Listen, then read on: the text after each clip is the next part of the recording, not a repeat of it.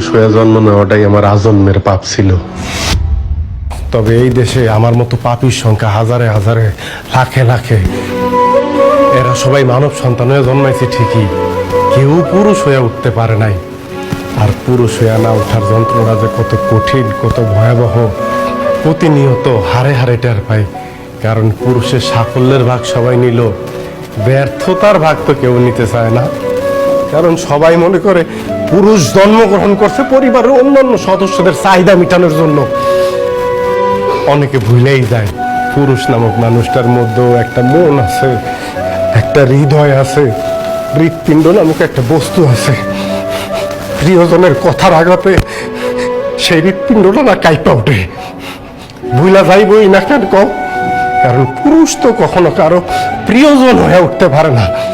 সব সময় পুরুষ প্রয়োজনই কাজে লাগে। জানো সোনিয়া, পুরুষ মানুষ সবসময় চোখ দিয়ে কান্না করে না,